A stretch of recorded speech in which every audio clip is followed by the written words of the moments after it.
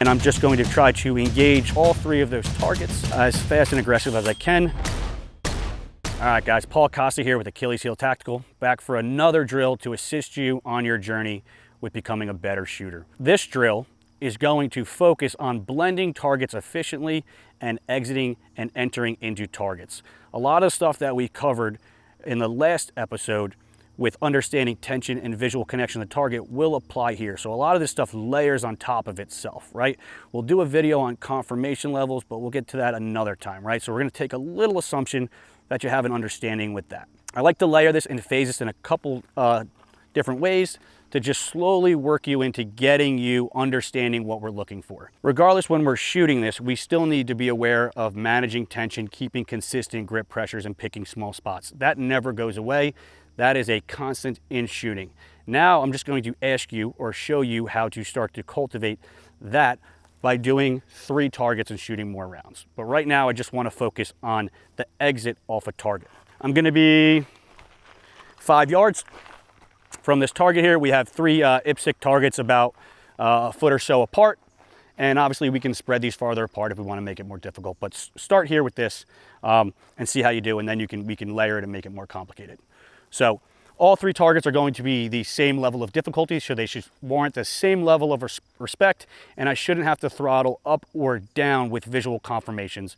We're obviously shooting for the middle A zones, and I'm just going to try to engage all 3 of those targets as fast and aggressive as I can without changing any of my aggression.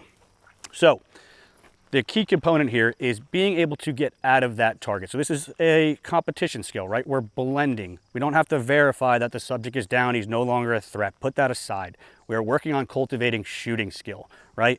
So I'm going to start aimed in, just like the doubles. I'm going to remove the draw from it. All right, I'm going to start aimed in on my left target. I'm going to set my grip, make sure I have it correctly, bleed off any tension that I feel like I may have. I'm then going to fire a round on the break of that trigger. As soon as it breaks, a trigger break index or trigger break exit to the next target, right? So it'll look a little bit like this, or it should look exactly like this. So I'm aimed in on my left target, and as soon as I press that round, I'm gonna be driving my eyes and the gun, all right? What you don't want to see is I do not want the gun to index back on the target that I'm no longer shooting, right? So as soon as that trigger is broke, that's where the term comes from, trigger break exit. That's going to stimulate me to drive my eyes and move to the next target. All right, so it'll look like this. Now, when I'm driving my eyes to the next target, I need to apply the same principles that we were working on in doubles, right? I need to pick a small spot in the middle of that A zone so the gun has a clear path to index to. All right, then I'll just reset and do that back.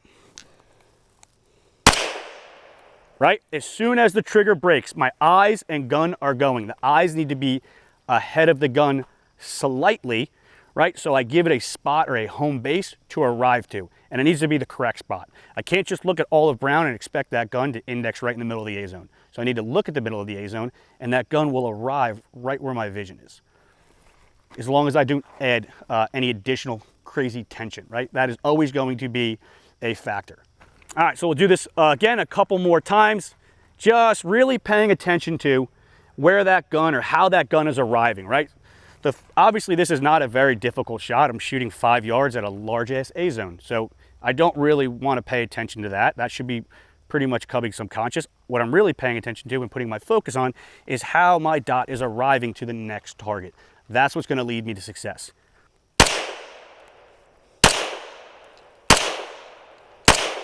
All right, then we're gonna do 1 round each target.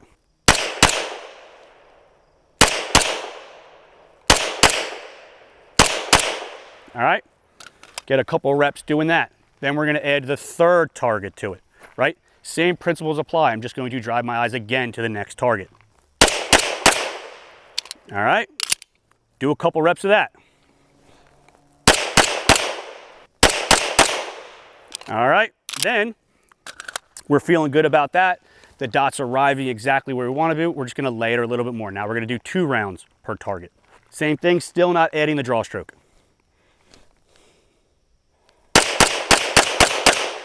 Dot arrived clean enough, but I need to pick a little bit smaller spots. I'm still accountable to the A zone, but there was definitely some shit in there that I want to clean up.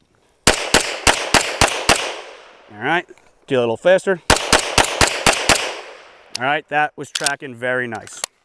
All right, so once I feel good about that with the gun indexing, now I'm going to add the draw into it. Once again, to reiterate, the key things that I'm paying attention to is what am I feeling from pressures in my grip? What am I seeing with my eyes? Am I picking small spots? Is that dot arriving to the next target cleanly? Or am I just looking at brown and hoping for the best, right? We need to make sure we're paying attention to these specific things because that will lead you to success. If you're not paying attention to them, whether you get a good result or not is irrelevant because you won't actually cultivate that skill. You're just getting lucky here and there. So we'll put this on the timer.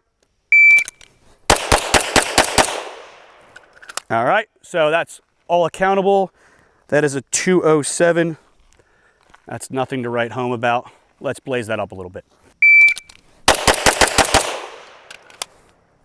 All right, still all accountable. And that's a 173. All right, so as you continue to play with this, we want to keep pushing the speed to see how fast we can get, right? I got about maybe another 1/10 in me.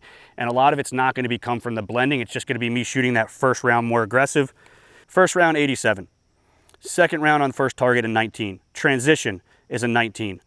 That split on the second target is a 15. The transition was a 17 on the third target, and the split was a 16, right? So maybe I can get a couple hundredths, right, to try to get those transitions a little bit closer to those 15s, 16s, but there's not a lot of low-hanging fruit there.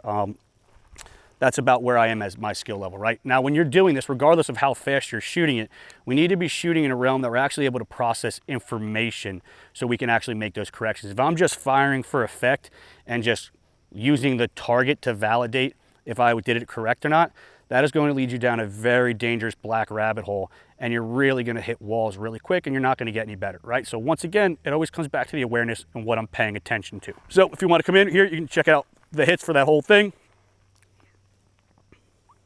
Key things that we want to talk about when we're talking about blending, right? Inherently, we see, or I see, or maybe you see as well, in the community, guys will refer to this as shooting in a cadence, or if you're shooting different confirmation levels. Say I was going from the large A zone to the small A zone in the head, right? They'll talk about throttle changes. And I think that's really misleading to students because they look at that as a time thing. The time and the throttle change, or the tempo or the cadence or whatever buzzwords you want to put on it, is actually directly correlated to your visual connection and the ability and what confirmation level that you need to execute that shot accountable, right? All of that perceived cadence that you saw there was just a byproduct of me doing that efficiently. It has nothing to do with time, right? Or a cadence. So if I were to shoot this A zone here and then transition to the head, yes, there would be a perceived throttle change, but it's not because I have to throttle down. It's because I need more visual confirmation to stay accountable. At some point, depending on the distance, I can shoot that large A zone and shoot the credit card at the same level of aggression and confirmation, and it should almost sound like I'm shooting the entire A zone, right? And still maintain accountable, right? A lot of these things with confirmation level changes right here are going to be directly correlated to your skill level, right? One thing that I really want you guys paying attention to, and I don't want you to do, is to be letting the gun return back to that spot and then just really running the gun hard. So it'll look kind of like this. This is incorrect and what I don't want you doing. If you just split the gun hard, let it return and then push the gun, right? So something like this. Right? Still accountable, still good rounds, but it's inefficient and we're not actually blending. We are just aggressively shooting the one target, no blend, gun returns back to that target. Then I drive my eyes and the gun, wait for it to settle in a low confirmation or a higher confirmation, right, for the dot to stop, and then just split it hard. That is going to be extremely inefficient and that's not going to produce very fast, accurate results. Hopefully this helps. If it does, throw it in the comments. If you have any questions, throw it in the comments or DM me and I'll help you any way I can.